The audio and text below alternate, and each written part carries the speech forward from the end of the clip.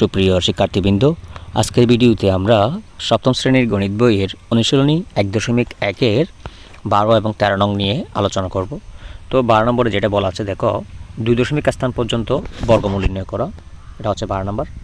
তো আমরা 13 নম্বর হচ্ছে নিচের ভগ্নাংশগুলোর বর্গমূল নির্ণয় করো। তো আমরা এই দুইটা প্রশ্নের সমাধান করাবো। তো আমি সমাধানে চলে যাচ্ছি। 2 দশমিক স্থান পর্যন্ত বর্গমূল নির্ণয় করতে হবে আর কি। তো আমি প্রথমে 7-এর বের করব। তো 7-এর মধ্যে আমরা 2-এর বর্গমূল নিতে পারি, কারণ 3-এর বর্গ হচ্ছে 9, সেজন্য 2-এর বর্গ নিব। 2 দুগুণে 4। তো 7 থেকে 4 গেলে থাকে 3। তো এখান থেকে এক জোড়া নামাতে হবে 0। তো তার আগে দশমিকটা আমি এদিকে পৌঁছাই দিব, এরপর 0 দুইটা এখানে নামাবো, 300 হয়। তা এখন আমাদেরকে এই যে 2-এর ডবল নিতে হবে 4। এখন এমন একটা সংখ্যা নিতে হবে এখানে আর এখানে, যেটা গুণ করলে 300-র কাছাকাছি বা সমান হবে। তো এখানে আমি 6 নিচ্ছি, এখানেও 6 দিচ্ছি। এখন এই 6 দিয়ে আমি 46কে গুণ করবো, তাহলে হচ্ছে কত 276। এবং 300 থেকে 276 বিয়োগ করলে আর থাকে 24। এখান থেকে আরেক জোড়া 0 নামবে, ঠিক আছে। 0 নামালাম, হলো 2400। তো এখন আমরা এখানে 26 দেখতে পাচ্ছি, 26-এর ডাবল কিন্তু নিব। 26-এর ডাবল হচ্ছে 52, 52 নিলাম, ঠিক আছে। এখন এমন একটা সংখ্যা এখানে আর এখানে নিতে হবে, যেটা গুণ করলে এটা হতে হবে, অর্থাৎ 2096 হতে হবে। তো আমি এখানে 4 নিব, এখানেও 4 দিব, আর 4 দিয়ে এই 524 এটাকে গুণ করবো, তাহলে হচ্ছে কত 2096, ঠিক আছে। এটা বিয়োগ করলাম, অর্থাৎ 2400 থেকে 2096 বিয়োগ করলে 304 হয়। এখান থেকে আরেক জোড়া 0 নামবে এখানে, ঠিক আছে। 0 নামার পর এখন আমাদেরকে যে কাজটা করতে হবে, এই যে 264 এর ডাবল নিতে হবে 528।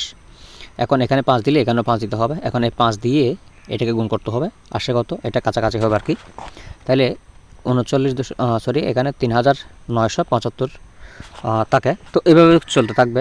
তো আমাদেরকে 2 দশমিক স্থান পর্যন্ত নির্ণয় করতে বলছে। তো আমরা 2 দশমিক স্থান পর্যন্ত নিব, অর্থাৎ দশমিক পর 2 নিব। তাহলে 2 দশমিক স্থান পর্যন্ত নিলে কত হচ্ছে দেখো, এটা যেহেতু এর পরের এক বেশি বেড়ে গেছে, সেজন্য আমরা 64 থেকে 65 নিব। তাহলে 2 দশমিক স্থান পর্যন্ত নিতে হলে 2.65 এটা প্রায় হবে, ঠিক আছে। এখন আমরা এর প্রশ্নটা দেখব। তো দেখো এখানে প্রথমে 4-এর বর্গ নিব, তার 4 হচ্ছে 16, 23 থেকে 16 বিয়োগ করলে 27। এখন 4-এর ডাবল হচ্ছে 8 নিলাম। এখন দশমিকটা এদিকে পার করে দিব, ঠিক আছে। এখান থেকে এক জোড়া নামাবো, 24। এখন 724-এর মধ্যে এমন একটা সংখ্যা এখানে নিতে হবে, যেটা গুণ করলে 724-এর কাছাকাছি বা সমান হবে। তো আমি এখানে 8 নিব, এখানেও 8 দিব। এখন এই 8 দিয়ে যখন আমি 28কে গুণ করব, সেক্ষেত্রে 708 হয়, 4 হয় 704। তো 724 থেকে 704 গেলে আর থাকে কত, 20 থাকে। এখান থেকে এক জোড়া 0 নামবে, তার মানে হচ্ছে 2000। তো এমন একটা সংখ্যা আমাদেরকে নিতে হবে। তো দেখো 48-এর ডাবল নিল 96। এমন একটা সংখ্যা এখানে নিতে হবে, যেটা গুণ করলে 2000 কাছাকাছি বা সমান হবে। তো আমি এখানে 2 নিলাম, এখানে 2 দিলে এখানে 2 দিতে হবে। তাহলে 2 দিয়ে যখন 962কে গুণ করব, সেক্ষেত্রে 1924 হয়। তো 2000 থেকে 1924 গেলে আর থাকে 76। এখান থেকে আরেক জোড়া 0 নামবে, তাহলে হলো 7600। তো 7600 আমি যদি এটা ডবল নিই, সেক্ষেত্রে 964 হয়। তো এখানে একবার নিলেও কিন্তু বেশি হয়ে যায়, সেজন্য আমি 0 বানিলাম। তো এখানে 0 দিতে হবে, 0 দিয়ে যাকে গুণ করি সেটাই 0 আসে, তার মানে এটা অবশিষ্ট থাকে। তো আমাদেরকে যেহেতু 2 দশমিক স্থান পর্যন্ত নির্ণয় করতে বলছে, 2 দশমিক স্থান পর্যন্ত নিব, অর্থাৎ এটার পর তো 0 আসছে, তো আমি এতটুকু নিব। 2 দশমিক স্থান পর্যন্ত 4.82। ক নাম্বার যেটা বলা আছে 0.036, এটার বর্গমূল নির্ণয় করবো আর কি। তো দেখো আমরা এখানে 0 জায়গায় 0 বসলাম, দশমিকের জায়গায় দশমিক দিলাম, দশমিক এর দিকে পার করে দিলাম।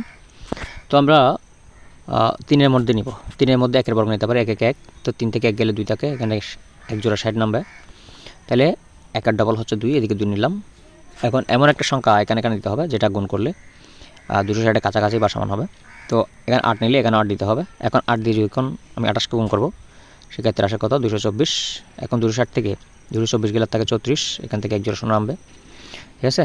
কিছু না থাকলে 0 দিবা, জোড়া 0 দিবা। তো 18-এর ডবল নিতে হবে এখানে 34, ঠিক আছে। এখন এমন একটা সংখ্যা এখানে দিতে হবে, এখানে অর্থাৎ এই 2 জায়গায় দিতে হবে, তাহলে গুণ করলে 3600-এর কাছাকাছি বা সমান হবে। তো এখানে 9 দিলাম, এখানে 9 দিলাম। তাহলে 9 দিয়ে যখন আমি এই 369-কে গুণ করবো, সেক্ষেত্রে 3321 হয়। তো 3600 থেকে 3321 গেলে থাকে 279, হচ্ছে কত এই যে যেহেতু 2 দশমিক স্থানের পরের ঘরটা বড় হয়ে গেছে সেজন্য আমরা 8কে 9 নিব, অর্থাৎ 0.19 প্রায়। এখন আমরা 13 নং নিয়ে আলোচনা করব। তো 64/1, ঠিক আছে। এখানে ভগ্নাংশের লব হচ্ছে 1, এর বর্গমূল হচ্ছে 1 1 1, ঠিক আছে। 1 বর্গ 1, অর্থাৎ 64 এর বর্গমূল হবে 8, যেহেতু এটাকে রুট ওভার করলে 8 8 64, সেজন্য 8ই হচ্ছে এটার বর্গমূল। তাহলে 1/64 এর বর্গমূল হচ্ছে কত?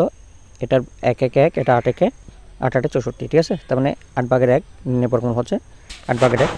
ক নম্বর দেখো, ক নম্বর যেটা বলা আছে, এই যে 49/121, তাহলে এখানে লব হচ্ছে 49, এটার বর্গমূল হচ্ছে কত? 7 7 49, এটা যদি রুট ওভার করি, রুটে বর্গ কাটা গেলে থাকে 7, ঠিক আছে।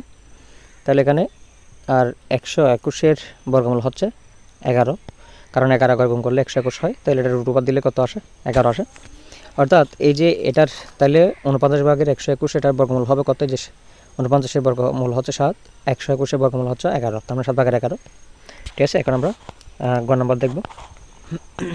দেখো এখানে এই যে 11 সমস্ত 97 কত? 144। তো আমরা এখন এটাকে গুণ করব। দেখো এই যে 144 দিয়ে 11কে গুণ করে 97 যোগ করব, তাহলে সেক্ষেত্রে আসে কত? 1681। তাহলে 1681-এর বর্গমূল হচ্ছে 41 এবং 144-এর বর্গমূল হচ্ছে 12। তো আমি 12 দিয়ে যখন এটাকে ভাগ করব, সেক্ষেত্রে 3 সমস্ত 12/5 আসে, ঠিক আছে। তাহলে 11 সমস্ত 144/97-এর বর্গমূল হচ্ছে 3 সমস্ত 12/5। 32 সমস্ত 324/241-এর বর্গমূল বের করতে পারবো আমরা। তো আমরা কী করব? এটাকে প্রথমে গুণ করব, আর 324 দিয়ে 32কে গুণ করে 241 যোগ করব। করলে কত হবে? 10,609 হবে। তো 10,609-এর বর্গমূল হবে 103, অর্থাৎ 103কে 103 দ্বারা গুণ করতে হবে আর কি। সেক্ষেত্রে আসবে কত?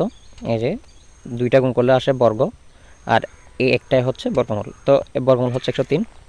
324-এর বর্গমূল হচ্ছে 18, ঠিক আছে। তাহলে এই 18 দিয়ে যখন আমি 103কে ভাগ করব, সেক্ষেত্রে আসবে কত? 5.18/13। তার মানে 32 সমস্ত 324/241-এর বর্গমূল হচ্ছে 5 সমস্ত 18/13, ঠিক আছে। তো শিক্ষার্থীরা, আমার ভিডিও যদি তোমাদের কাজে আসে তাহলে চ্যানেলটা সাবস্ক্রাইব করবে এবং বন্ধুদের মাঝে শেয়ার করবে। ধন্যবাদ সবাইকে ভিডিওটি দেখার জন্য। ভালো।